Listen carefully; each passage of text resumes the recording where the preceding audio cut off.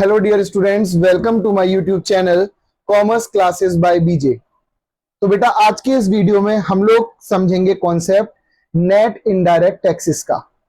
अब जैसे कि आप सब जानते हैं कि हम लोग जो चैप्टर पढ़ रहे हैं वो है चैप्टर नंबर 2, और चैप्टर नंबर 2 के हम लोगों ने ऑलरेडी लास्ट टॉपिक्स पर चल रहे हैं, जिसमें पहला टॉपिक हम लोगों ने कवर करा है डेप्रीसिएशन के बारे में।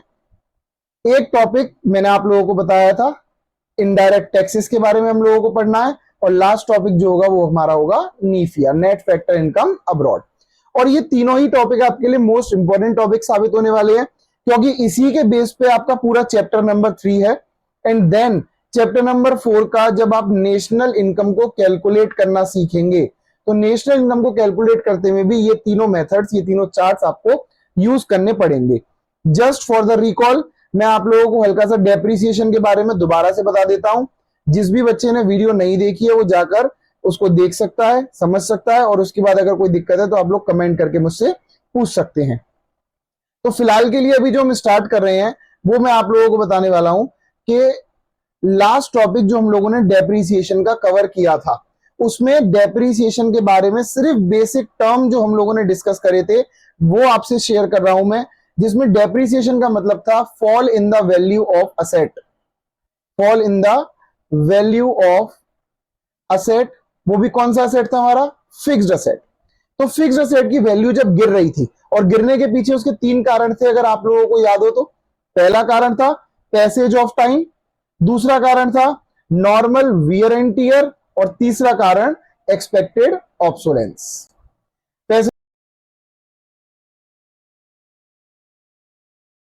ऑफ समय का मतलब उम्मीद है, पता है ऑलरेडी कि इतने टाइम बाद ये चीज क्या हो जाएगी, आउटडेटेड हो जाएगी, पुरानी हो जाएगी, तो उस दौरान हमको क्या करनी पड़ेगी, चेंज करनी ही पड़ेगी। तो ये तीनों कारण थे।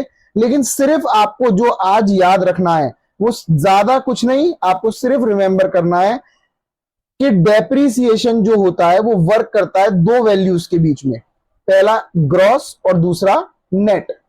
तो ग्रॉस वर्ड का मतलब क्या होता है बच्चों? यहां पर जब हम इकट्ठी वैल्यू की बात कर रहे हैं, एक साथ वैल्यू की बात कर रहे हैं, तो वो ग्रॉस है। और जब हम लोग एक वैल्यू जो फाइनलाइज्ड वैल्यू उसकी बात कर रहे हैं तो वो है नेट वैल्यू।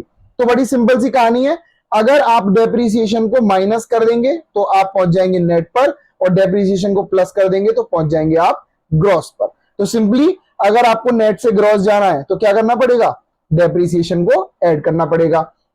और ऐसे अगर आपको ग्रॉस से नेट आना है तो आपको डेप्रीसिएशन को माइनस करना पड़ेगा। बस आप लोग इतना याद रखें, इतना ही प्रीवियसली वीडियो में जो लास्ट टॉपिक था वो कवर करा था मैंने। डिटेल डिस्क्रिप्शन के लिए आप लोग वीडियो देख लें, पर फिलहाल आपको सिर्फ इतना याद रखना है कि depreciation works between 2 things, one is net and other is gross. और आज के इस वीडियो में हम लोग बात करने वाले हैं अबाउट इनडायरेक्ट टैक्सेस। तो सबसे पहले तो बेटा हम लोग ये वर्ड समझेंगे कि ये टैक्स का मतलब होता क्या है। What is tax? देखिए, आपको पता है हमारा कंट्री बहुत बड़ा है, और किसी भी कंट्री को मैनेज करने के लिए या चलाने के लिए उसको एक पावर, एक अथॉरिटी मिली हुई है जिसका हम लोग नाम देते हैं गवर्नमेंट। जैसे कि हमारा देश है तो हमारे देश में गवर्नमेंट्स होती हैं। गवर्नमेंट 3 टीयर पे काम करती हैं। आपने पढ़ा इसके बारे में? नहीं पढ़ा तो मैं आगे आप लोगों को पढ़ाऊंगा सब। एक नेशनल लेवल पे, दूसरा स्टेट लेवल पे, और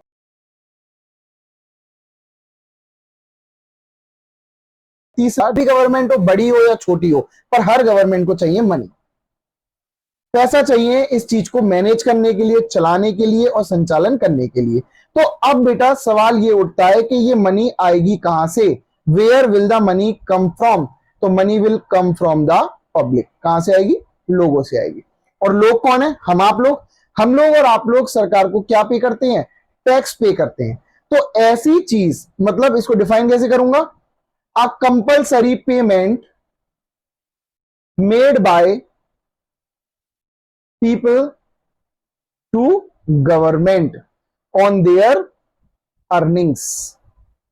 मतलब इस देश के अंदर अगर हम लोगों ने कुछ भी पैसा कमाया, कितना भी पैसा अर्न किया, तो उस पैसे के ऊपर जो सरकार को हम लोगों को अमाउंट पे करना है, कंपलसरी पेमेंट करना है, उसी को हम लोग बोलेंगे टैक्स। आई थिंक आप लोगों को ये पॉइंट क्लियर हो गया होगा किसी भी चीज के रिगार्डिंग कोई डाउट नहीं हो तो आप लोग आगे बढ़ सकते हैं इसी के साथ, और डाउट है तो आप लोग कमेंट करके मुझसे पूछ सकते हैं। तो यहाँ पे पॉइंट आया आप लोगों का नेट इनडायरेक्ट टैक्स। अब बेटा सरकार को जो हम टैक्स भरते हैं, सरकार को जो हम टैक्स भरते हैं वो टैक्स भरते हैं दो टाइप्स का या दो तरह से। पहला टैक्स 11th में आप लोगों ने पढ़ा होगा, डायरेक्ट टैक्स और इनडायरेक्ट टैक्स के नाम से इसको। अब इसमें डायरेक्ट टैक्स और इनडायरेक्ट टैक्स क्या है वो आप लोग समझ लीजिए, direct as well as indirect. तो यहां पे पहली कंडीशन आ जाती है, direct tax means the tax which is directly paid, और ऐसा चीज जिसका बर्डन आप लोग क्या नहीं कर सकते हैं, burden can not be shifted. ऐसे बर्डन को आप जिसको शिफ्ट नहीं कर सकते उसको हम लोग बोलते हैं डायरेक्ट टैक्स, और जिसका बर्डन आप लोग शिफ्ट कर सकते हैं, मतलब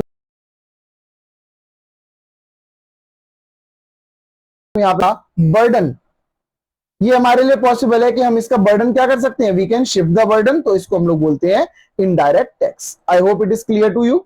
देन इसके बाद अगर हम बात करेंगे नेक्स्ट पॉइंट की, just give me a second.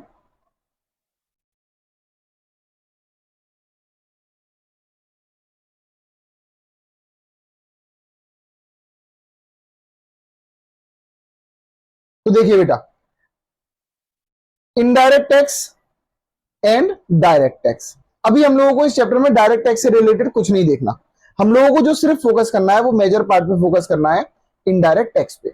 अब आप इस बात से समझे नहीं होंगे कि हम लोग शिफ्ट कर सकते हैं। शिफ्ट का मतलब क्या है, सपोज करिए एक व्यक्ति है ए, और इस ए व्यक्ति ने कोई इनकम अर्न करी, तो ए को ही क्या करना पड़ेगा, टैक्स बियर भी करना पड़ेगा, और भरना भी, भुगतान भी किसको करना पड़ेगा, ए को ही करना पड़ेगा।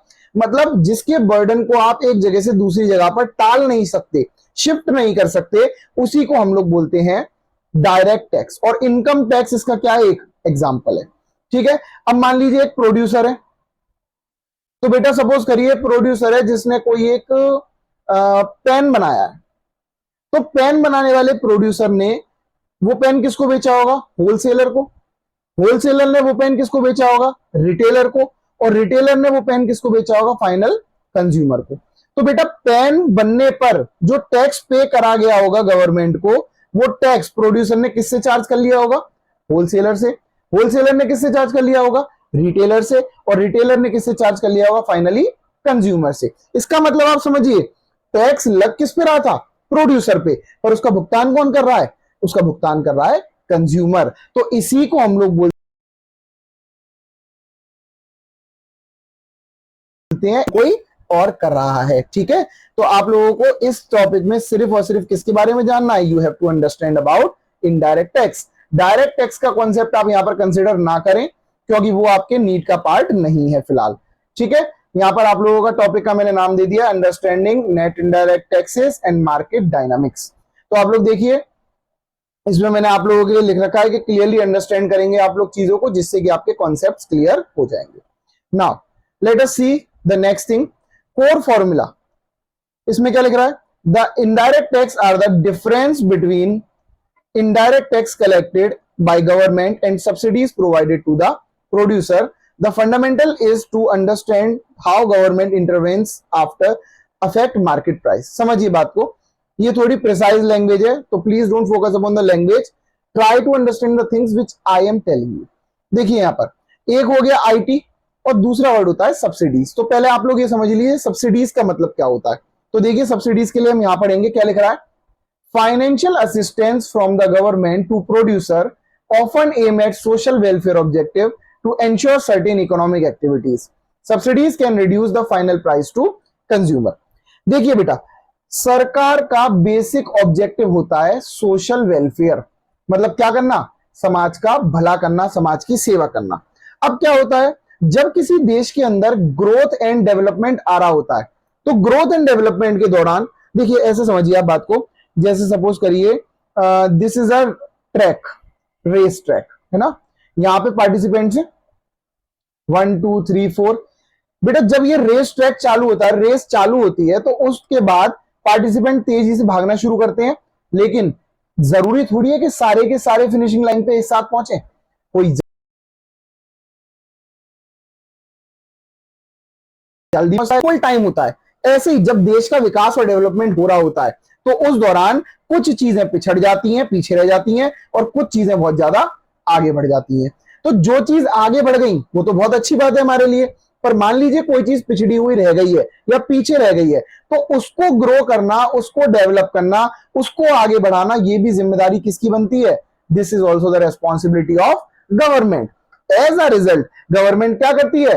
फाइनेंशियल असिस्टेंस प्रोवाइड करती है, हेल्प प्रोवाइड करती है पैसे के रूप में, ताकि वो व्यक्ति सोसाइटी के अंदर अपने आप को अपलिफ्ट कर सके, बढ़ा सके। और जनरली सब्सिडीज दी किसको जाती है? पुअर्स को।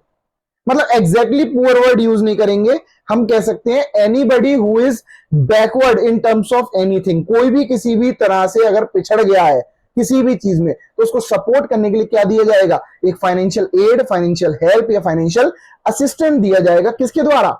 गवर्नमेंट के द्वारा, ताकि वो क्या कर सके? वो इकोनॉमिक एक्टिविटी का पार्ट बन सके और फाइनली वो दोबारा से उस वर्ग में बराबर आ सके जहां पर आगे लोग पहुंच चुके हैं। ठीक है बेटा, जैसे कि सब्सिडीज में आप लोग देखेंगे एलपीजी। तो एक छोटा सा एग्जांपल देता हूं, कई सारे गांव में शुरू से ट्रेंड था कि वो लोग टिम्बर का मतलब लकड़ी वगैरह को जलाकर या काउ डंग केक को जलाकर या किसी भी एक्सवाइजेड फ्यूल को बर्न कर कर खाने को बनाया करते थे।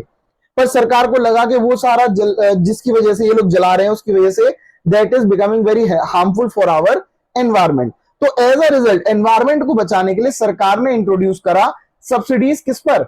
एलपीजी गैस कनेक्शन पे। सरकार ने कहा कि आप उज्ज्वला योजना करके एक योजना आई थी जिसके तहत सरकार ने कहा कि आप लोग क्या कर सकते हैं?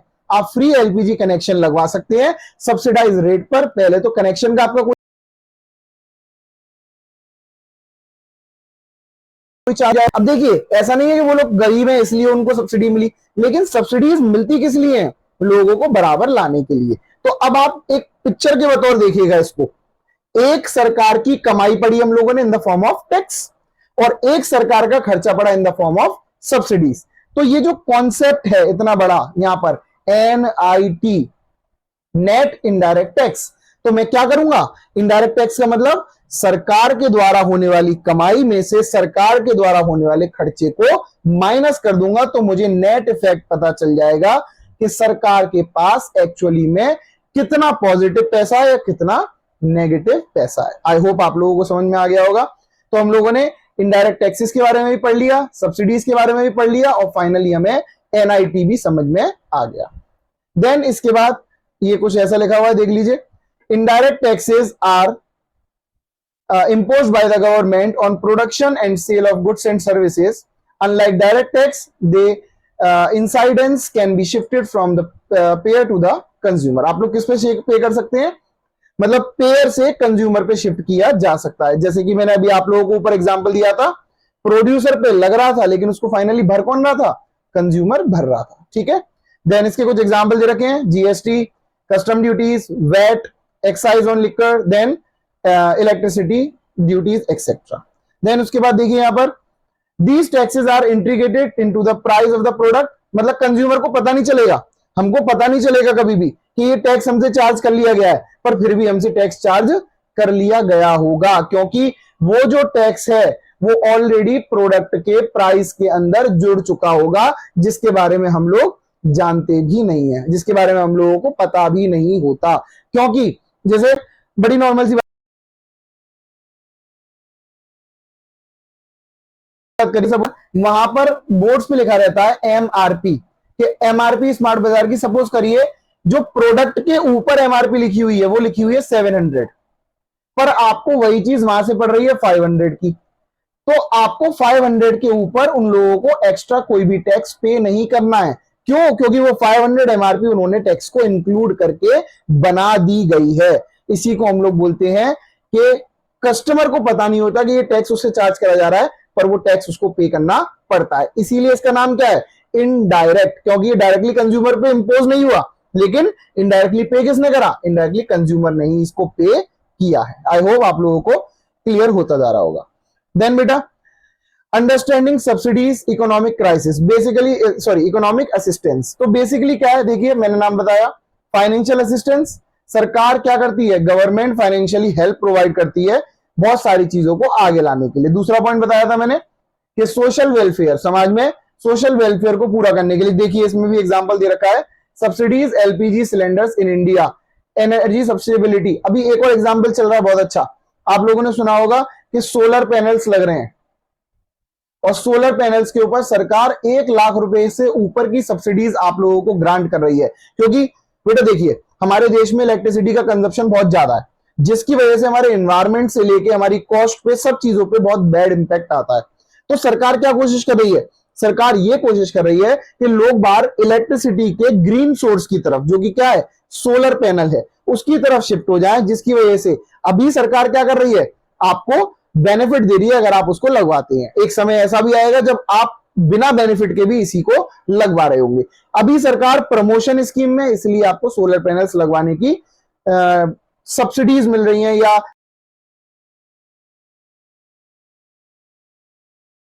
सपोज के ट्रांसफर पेमेंट क्या होता है, वो factor income versus transfer income वाली वीडियो देख ले तो क्लियर आपको समझ में आ जाएगा। यहां पर जो हमारा तीसरा पॉइंट बना हुआ है वो है ट्रांसफर पेमेंट। और ट्रांसफर पेमेंट कैसे होते हैं, वन साइडेड। वन साइडेड का मतलब जिसके बदले में आपको कुछ भी अचीव नहीं होता है, जिसके बदले में आप लोग कुछ भी मांग नहीं सकते हैं, they are called as your transfer payment. तो आप लोग याद रखेंगे। नेक्स्ट थिंग इज कि सब्सिडीज जो है वो हमारे कैसे पेमेंट है, these are our transfer payments, क्योंकि इसके बदले में आप लोग कुछ वापस नहीं लौटा रहे होते हैं, सिर्फ ये आपको क्या हो रहा होता है, ये आपको रिसीव हो रहा होता है, सिर्फ आप लोग इसको हासिल कर रहे होते हैं, बाकी कोई भी इसका दूसरा लॉजिक नहीं है। And last but not the least, no value addition.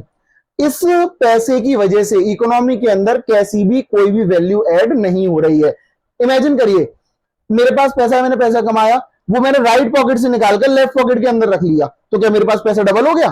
500 का नोट मेरी राइट पॉकेट में था, मैंने वहां से निकालकर कहां रख दिया, लेफ्ट पॉकेट में रख दिया, तो पैसा तो 500 ही रहा ना। सेम ऐसे ही सरकार का पैसा जो आपके पास आया वो इकोनॉमी में रहा तो एक ही बार, उसके बदले में कोई चैनलाइजिंग ऑफ मनी या सर्कुलेशन ऑफ मनी तो ऐसा कुछ नहीं हुआ, घूमा नहीं, प्रोडक्टिविटी नहीं क्रिएट हुई। तो इसलिए यहां पर बोला जा रहा है कि subsidies money never creates any value addition in the economy.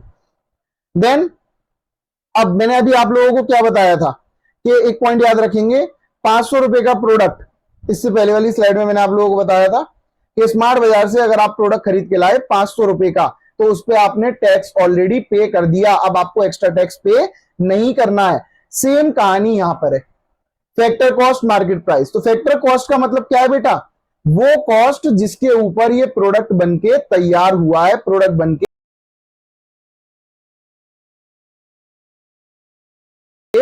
हमने पढ़ाया था कि रॉ मटेरियल से हम लोग क्या बनाते हैं, फिनिश्ड गुड्स बनाते हैं, और रॉ मटेरियल्स के ऊपर फैक्टर्स ऑफ प्रोडक्शन यूज होते हैं साथ में, जो कौन कौन से थे, land, labour, capital and entrepreneur. इन्हीं के ऊपर हम लोग जो पैसा पे करते हैं, लैंड के ऊपर जाता है रेंट, लेबर क्या लेती है, वेजेस, कैपिटल पर क्या देते हैं हम लोग, इंटरेस्ट, और एंटरप्रेन्योर क्या लेता है, प्रॉफिट। ये चारों चीज जिस लागत पे हमारा प्रोडक्ट बनके तैयार हुआ उसी को हम लोग बोलते हैं फैक्टर कॉस्ट। आपकी सहूलियत के लिए यहां पे डेफिनेशन लिखी हुई है, the amount paid to the factor of production, land, labour, capital, entrepreneur for their contribution, it represent the cost of producing a good और सर्विस बिफोर एनी टैक्स और सब्सिडीज। देन दूसरा पॉइंट देखिए, market price में क्या लिख रहा है, the actual price at which product is sold in the market. अब देखिएगा फर्क, बस फर्क किस चीज का आया, फैक्टर कॉस्ट में वो सारी लागत लग गई जिस लागत पे वो प्रोडक्ट बनके तैयार हुआ, लेकिन क्या उसी लागत पे प्रोडक्ट मार्केट में बिक जाएगा?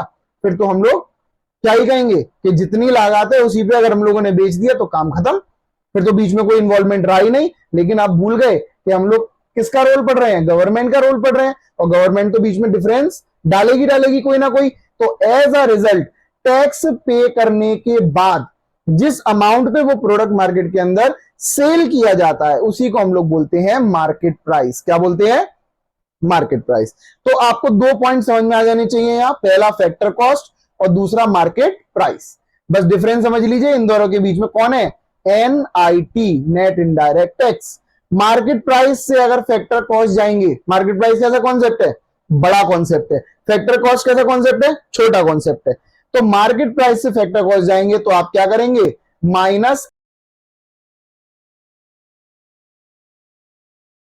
NIT। बस आपको core heart of the topic इतना याद रखना है, क्योंकि यही पॉइंट आप लोगों का आगे यूज होगा। इस टॉपिक के अंदर मैंने जो आप लोगों को बताया कुछ इंपॉर्टेंट टर्म्स जो आपको याद रखने होंगे। पहला, व्हाट इज टैक्स। दूसरा, टैक्स कितने टाइप का है, डायरेक्ट एंड इनडायरेक्ट। तीसरा, इनडायरेक्ट टैक्स क्यों होता है, क्या होता है, और NIT क्या होता है। उसके साथ कॉन्सेप्ट ऑफ सब्सिडीज। फिर आपको दो चीज बताई, फैक्टर कॉस्ट और मार्केट प्राइस। इन सारी चीजों को आप लोग याद रखें, तभी आप आगे की चीजों को बेहतर तरह से सॉल्व कर पाएंगे। ठीक है, फिर ये जो कॉन्सेप्ट है ये चैप्टर 3 के अंदर मैं आप लोगों को क्लियर करूंगा कि GDP एट FC क्या है, GDP एट MP क्या है। अभी सिर्फ हम लोग ये देखेंगे FC और MP के बीच में सिर्फ जो डिफरेंस है वो क्या है, वो डिफरेंस है NIT का, नेट इनडायरेक्ट टैक्स का। अगर फैक्टर कॉस्ट से मार्केट प्राइस जाओगे तो क्या होगा, प्लस करना पड़ेगा आपको NIT, और अगर मार्केट प्राइस से फैक्टर कॉस्ट आओगे तो माइनस करना पड़ेगा आपको NIT। इस चार्ट के थ्रू वही रिप्रेजेंट करा गया, ज्यादा कोई बड़ी बात इसमें नहीं है। ठीक है बेटा, एंड देन आप लोग देखो case study, LPG cylinder subsidies in India. Initial market price, actual cost जो आती है, जो एक्चुअल कॉस्ट आती है वो ज्यादा होती है। जब गवर्नमेंट इंटरफेयर करती है तो गवर्नमेंट इंटरफेयर करने के बाद क्या प्रोवाइड कर देती है, सब्सिडीज प्रोवाइड कर देती है, जिसकी वजह से क्या होता है, हमारे प्राइसेस कंज्यूमर के लिए सस्ते हो जाते हैं और फाइनली हमारा सोशल वेलफेयर का ऑब्जेक्टिव भी पूरा हो जाता है। ये सिर्फ आपके लिए एक ब्रीफ अंडरस्टैंडिंग के लिए डाला गया है। जिसको भी समझना है इसको रोक सकता है, रोक कर देख सकता है और इसके बारे में भी पढ़ सकता है। ठीक है बेटा, आई होप आपको सारे टॉपिक क्लियर हो गए हो। ये लास्ट में NIT का सिग्निफिकेंस, पॉलिसी का इंपैक्ट और इकोनॉमी का एनालिसिस, ये भी आप लोग देख सकते हैं।